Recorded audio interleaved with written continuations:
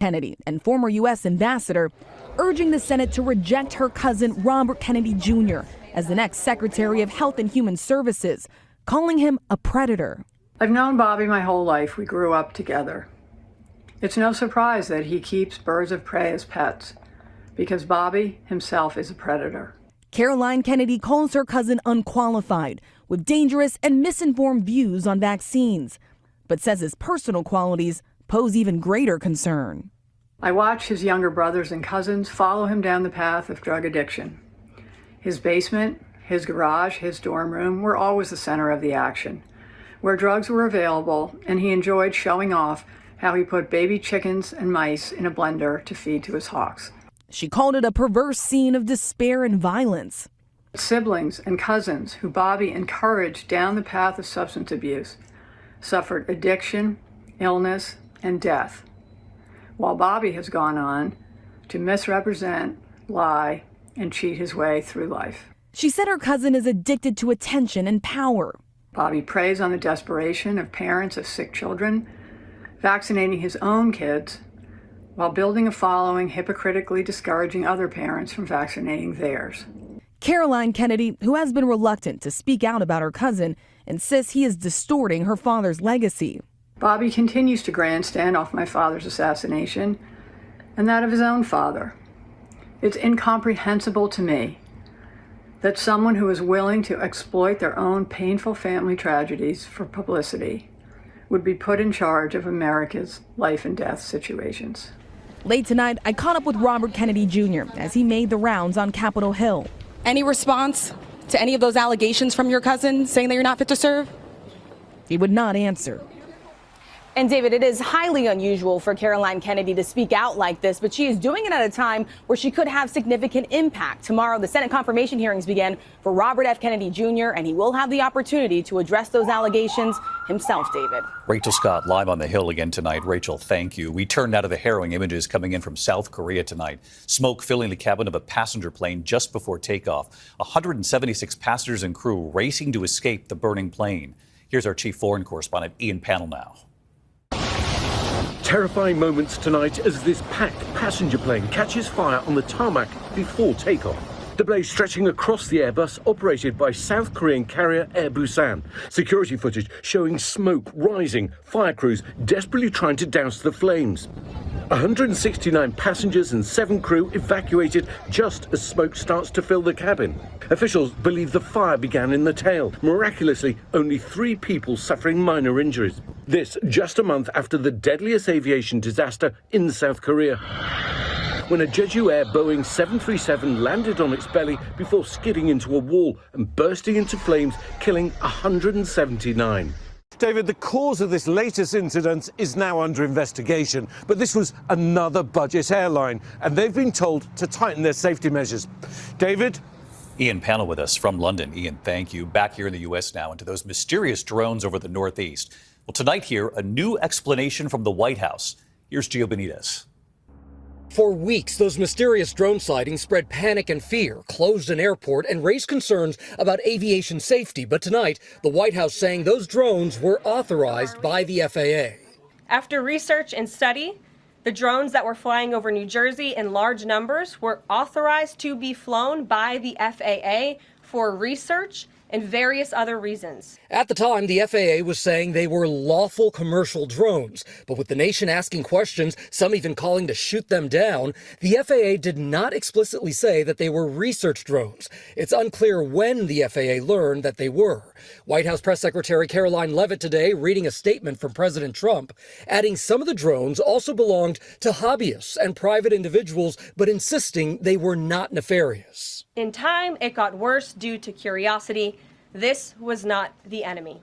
And David, tonight, neither the FAA nor the White House have said what kind of research those drones were being used for. David? Gio, back on this tonight. Thank you. Tonight, the new images, the surveillance, does it offer a major new clue into what might have started California's deadly Eaton fire? You're going to see the surveillance video appearing to show small sparks coming from power lines. Tonight, the utility now responding. Here's Trevor Ault. Tonight in Southern California, new possible clues as to what may have sparked the Eaton fire that ravaged Altadena, destroying more than 9,000 structures and killing at least 17 people. Lawyers for an Altadena resident now suing Southern California Edison, pointing to this gas station surveillance video that they believe shows sparks from a SoCal Edison power line. Watch closely and you can see the flash. 10 minutes later, that same camera showing the fire spreading fast. This equipment, we believe, it shows the arcing and a fire blazing just minutes afterward. That video timestamped at 6:11 p.m. January 7th. Multiple residents have shared videos with ABC News from around the same time. SoCal Edison denies their power lines at that transmission tower were faulty. In a filing to state regulators Monday, the power company did report around that same time 4 of their power lines did see a momentary and expected increase in current, but they say that incident happened on lines at least 5 miles away from the suspected start of the fire. What we did is a deeper dive and we found some distant lines that did have some faults, but they don't serve the canyon. And David, a judge has ordered SoCal Edison preserve all evidence related to this lawsuit, and that includes those power lines alleged to have sparked this fire, David. Trevor in Altadena, and of course we're going to stay on these investigations into what caused these fires. Trevor, thank you. When we come back here, the alarming outbreak in the U.S., one of the biggest tuberculosis outbreaks in history, the toll so far and what they're seeing. And then this powerful storm moving right across the country tonight, moving into the Northeast. And look at this already tonight, damaging winds, the collapse of a home under construction outside Boston. Multiple injuries have been reported. We'll have more in a moment here. Tonight, health officials are raising concerns about a tuberculosis outbreak in Kansas, one of the worst in U.S. history. At least 2 deaths now amid the 67 cases reported in just the last year. The CDC is now sending a team to the state to help with testing and contact tracing. Health officials have not said what caused the outbreak. When we come back here tonight, the powerful winter storm moving right into the Northeast, the damaging winds already, the home under construction collapsing. Word of multiple injuries tonight. And a lot of talk this evening. Should the Mona Lisa stay in Paris or be brought to Italy? To the index of other news tonight, we're tracking a cross-country storm moving from Texas to the Northeast this week. Damaging winds gusting up to 45 miles an hour in parts of New England already. A different system. A house under construction collapsing in Weymouth, Massachusetts. 5 people injured, at least 1 person in critical condition. Elsewhere in the region, 4 stories of scaffolding also coming down in Quincy, Massachusetts. There could be more coming. Severe storms expected across the south on Thursday, then heavy rain from D.C. to Philadelphia, all the way to New York and New England potentially. For the first time ever, a civilian jet breaking the sound barrier over the continental U.S. Boom Supersonic's XB-1 jet taking off in California's Mojave Desert. The test plane flying over Mach 1 at about 35,000 feet. The pilot going supersonic 2 more times during that flight. When we come back here tonight, is the Mona Lisa moving? What the French president came out and said today about all this talk. Finally tonight here, moving the Mona Lisa.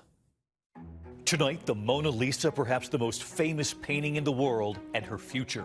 The masterpiece by Leonardo da Vinci, painted in the early 1500s. One of the most famous attractions in Paris at the Louvre. The first public appearance of Mona Lisa. Few remember the painting traveled to the U.S. in 1962 when JFK was president. We in the United States are grateful for this loan. At the National Gallery of Art. Nearly 10,000 people filed by Mona Lisa the first day. Tonight, amid word of deteriorating conditions inside the Louvre, there is talk by some in Italy that the Mona Lisa should be brought there. It all started with an internal memo from the Louvre's president leaked to a French newspaper concerned about the conditions at this centuries-old museum. Some Italian authorities then calling on the Mona Lisa to be brought to Italy, saying, quote, "We are ready to host the Mona Lisa." But today, French President Emmanuel Macron with a different plan.